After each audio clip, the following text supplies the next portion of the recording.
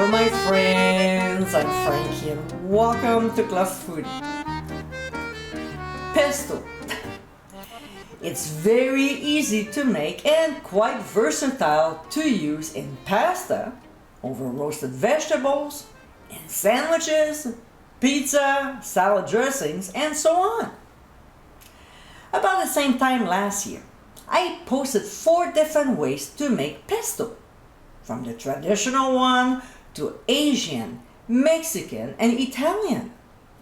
Now, let's find out about the other 4.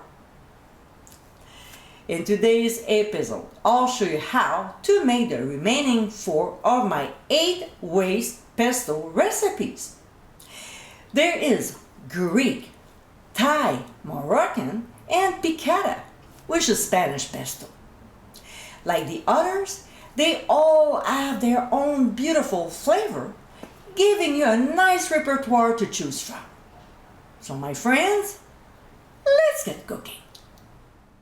All right, the first one we'll make is Greek pesto. Yum.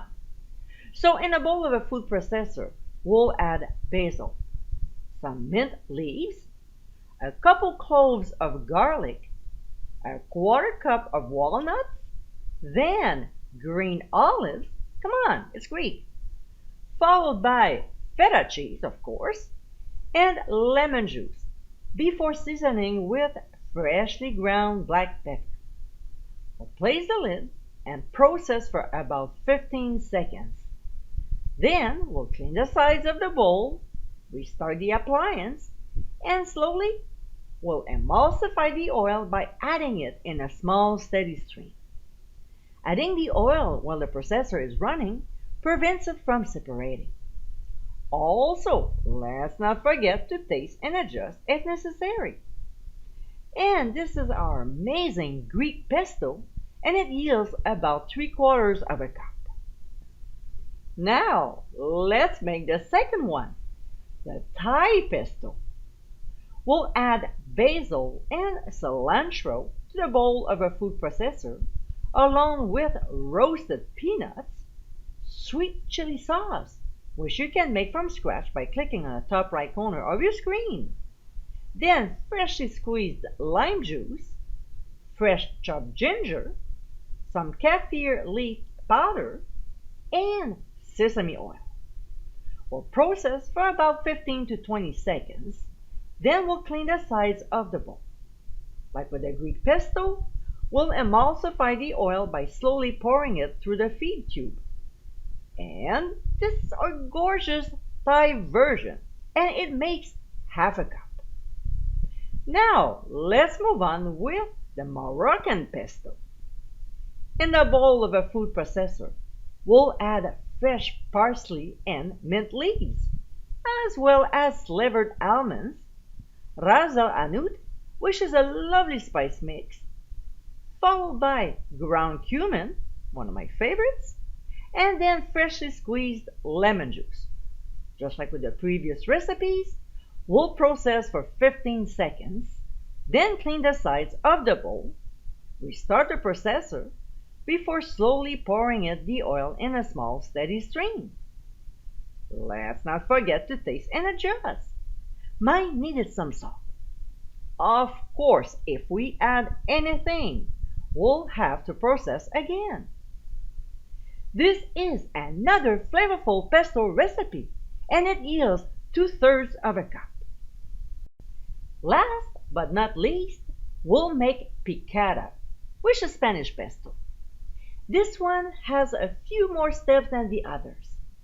First, we'll toast the blanched almonds in a small skillet over medium heat.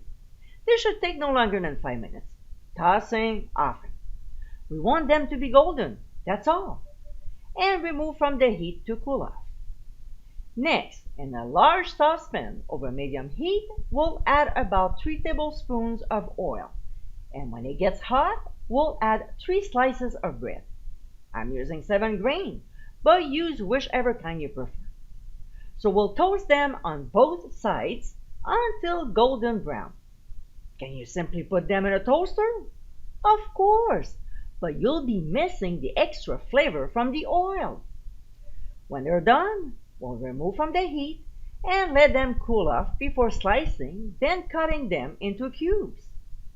Now, the day I made this pesto, it was quite hot and humid. Therefore, my bread wasn't as dry as I wanted. If it happens to you, simply transfer the bread cubes to the oven at 170 degrees Fahrenheit until the heat dries out the moisture. Just make sure to put them in a single layer. Alright, let's continue with the recipe.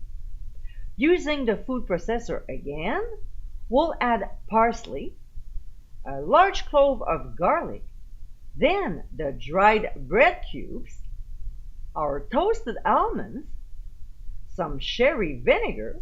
What I'm using is this, vinagre de Jerez, but regular one is fine. And we'll season with ground sea salt and freshly ground black pepper.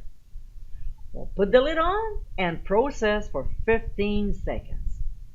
I know you know, but let's not forget to clean the sides of the bowl. And then we'll emulsify the oil by slowly pouring it through the feed tube while the appliance is running. And this is our last delicious pesto recipe of this two-part series, and it makes 1 cup. And my friends, this is part 2 of Pesto 8 Ways. If you love pesto or have never tried it before, here are 4 more delicious versions to get you started. They're quick and easy to make with an array of different flavors. These 8 pesto recipes will give you a delicious variety of options to create other dishes with it. I hope you give it a try soon, and be sure to visit clubfoodie.com for ingredient amounts, directions, and more info. Until next time, my friends, bon appétit!